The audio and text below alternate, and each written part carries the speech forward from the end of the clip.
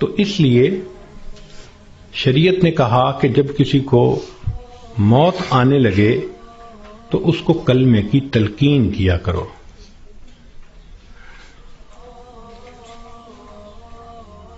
ہم نے یہ دیکھا ہے کہ ادھر بندے کے آخری لمحہ ہوتا ہے اور ادھر بیوی جو ہے آگے بڑھتی ہے اور بیٹی کو کرتی ہے. آپ نے پہچانا اسے، یہ کون ہے؟ یہ دیکھو یہ تسنیم آئی ہے، یہ دیکھو یہ پروین آئی ہے. حالانکہ وہ لمحہ اس بندے کے لیے اللہ کے ذکر کا وقت ہوتا ہے، یکسوئی کا وقت ہوتا ہے. تو یہ مسئلہ سمجھ لیں کہ جب کسی مریض یا مریضہ کو دیکھیں کہ اب آخری لمحے ہیں، مت تعارف کریں اور کروائیں. ساری زندگی اس کو تعارف ہوتا رہا، اب تو رب سے تعارف ہونے کا وقت ہے. اب کیوں اس کو غافل کرتے ہیں؟ کیوں اس کی توجہ کو ہٹاتے ہیں؟ کہتے ہیں کہ ایک بزرگ تھے، 3 سال کی بیٹی تھی، حفصہ اس کا نام تھا. ایک دن ان کے اوپر ہارٹ اٹیک ہوا اور وہ اسی کنڈیشن میں آنکھیں بند کر کے اللہ سے لو لگا کے پڑے ہوئے تھے. وہ حفصہ آئی اور دستور کے مطابق چارپائی پر چڑھی، ان کے سینے کے اوپر لیٹ گئی اور ان کی آنکھیں کھولنے لگی، باتیں کرنے لگی. وہ خاموش رہے. تو حفصہ کہنے لگی، ابو آپ مجھ سے بات نہیں کرتے، لو میں بھی آپ سے بات نہیں کرتی، میں نے آپ سے کاٹی کر دی. یہ کہہ کے وہ بچی دوسرے کمرے میں چلی گئی اور وہاں جا کے اس نے رونا شروع کر دیا. ماں نے دیکھا بیٹی رو رہی ہے تو وہ آئی، بیٹی کیوں رو رہی ہو؟ اس نے کہا ابو مجھ سے نہیں بولتے، میں ابو سے نہیں بولتی. تو ماں اپنی بیٹی کو اٹھا کے لائی اور ان کے پاس آ کر کہنے لگی، دیکھیں نا آپ حفصہ سے نہیں بول رہے، یہ آپ سے ناراض ہو گئی ہے، آپ حفصہ کو منا لیں. تو جب اس نے یہ بات کہی نا کہ آپ حفصہ کو منا لیں، تو ان بزرگوں نے آنکھ کھولی، فرمانے لگے کون سی حفصہ اور کیسی حفصہ، ہم نے تو اپنے یار کو منا لیا، لا الہ الا اللہ محمد الرسول اللہ، اور ان کی روح پرواز کر گئی. تو آخری وقت میں تو یہ حفصاؤں کو پیچھے رکھیں، اس کو کلمہ یاد دلائیں، اس کا آخری لمحہ ہوتا ہے. زندگی میں تھوڑی محبتیں اس نے دکھائیں اور محبتیں کیں، آخری وقت میں تو بندے پہ ظلم ہو رہا ہوتا ہے کہ اس کی توجہ اللہ کی طرف سے ہٹا کے دنیا کی طرف لگا رہے ہوتے ہیں. تو یہ ذہن میں رکھیں کہ جب کسی کو دیکھیں کہ اب آخری لمحہ ہے تو بس کلمہ پڑھیں اس کے سامنے، ذرا مناسب آواز سے لا الہ الا اللہ پڑھیں تاکہ اس کو کلمہ یاد آ جائے اور اللہ اس کو پڑھنے کی توفیق عطا فرمائے. اور یہ بھی ذہن میں رکھیں کہ ایک غلطی اور بھی ہوتی ہے کہ جب کسی کا آخری وقت قریب آتا ہے نا، اللہ ان ڈاکٹروں کو ہدایت دے، یہ اس کو نشے کا ٹیکہ لگا دیتے ہیں اور اپنے ذہن میں سوچتے ہیں کہ اس کو تکلیف نہیں ہوگی. او اللہ کے بندے، تم نے نشے کا ٹیکہ لگا دیا، یہ کلمہ کیسے پڑھ سکے گا؟ ساری زندگی جس کی تمنا رہی کہ میں آخری وقت میں کلمہ پڑھ کے جاؤں، تم اس کو بے ہوش کر دو گے تو اس نعمت سے محروم کر دو گے.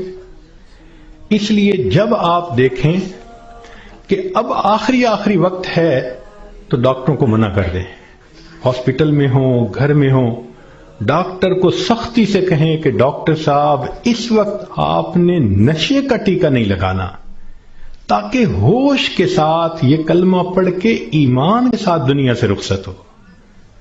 اس وقت کی جو تکلیف ہوتی ہے وہ تو گناہوں کی معافی ہو جاتی ہے. تو یہ بھی غلطی ہو جاتی ہے، اس کا بھی بڑا خیال رکھیں. اور ایک آخری بات کہ ہم نے دیکھا کہ لوگ جب میت کا جنازہ پڑھتے ہیں تو اس وقت اعلان کرواتے ہیں، اور یہ اگر لین دین کا معاملہ ہو تو ان کے بیٹوں سے کر لو، اور اگر کسی کا کچھ دکھ دیا ہو، دل دکھایا ہو تو پلیز اللہ کے لیے سب معاف کر دیں. تو پہلی بات تو یہ بتائیں کہ جن کا اس نے دل دکھایا کیا وہ اس کا جنازہ پڑھنے آئے ہوں گے؟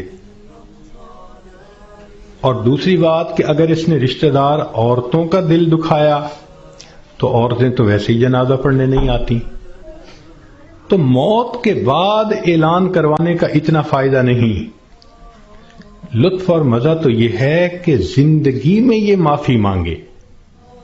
کم لوگ ہوتے ہیں جو اپنی زندگی میں لوگوں سے معافی مانگ لیتے ہیں. ہمارے ایک بزرگ تھے، سفید ریش ہو گئے تھے. ان کی ایک خوبصورت عادت تھی، وہ جس کسی سے ملتے تو الوداع ہوتے ہوئے فرماتے، آپ کے تو میرے اوپر بہت حقوق ہیں، میں کمزور ہوں، ادا نہیں کر سکا، آپ مجھے اللہ کے لیے معاف کر دیں. شریعت کہتی ہے کہ جب کہنے والے نے یہ کہا اور سننے والے نے آگے سے مسکرا دیا تو بس اس نے گویا معاف کر دیا. وہ ہر کسی سے معافی مانگتے تھے، بڑے سے بھی، چھوٹے سے بھی، ہر کسی سے.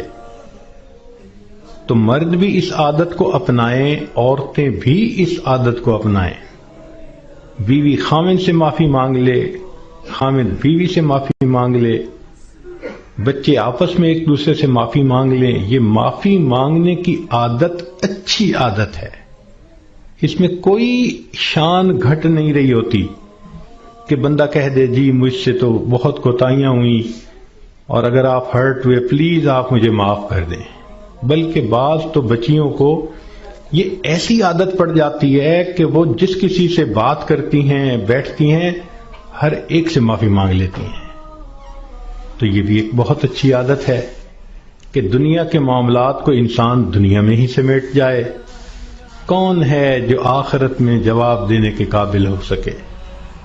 تو آج وقت ہے تیاری کرنے کا، اور اس کو کہتے ہیں موت کی تیاری، کہ انسان گناہوں کو چھوڑے، نیکیوں کو اپنائے، زندگی شریعت کے مطابق بنائے. جتنے دل لوگوں کے حقوق میں کوتاہی کی، غیبت کی، دکھ دیا، ان سب سے معافی مانگ لے. جس بندے نے ایسا کر لیا اور اپنی توجہ کو اللہ کی طرف کر لیا، اس نے گویا اپنی موت کی تیاری کر لی. اب جب موت آئے گی اس کے لیے خوشیوں کے دروازے کھلتے چلے جائیں گے.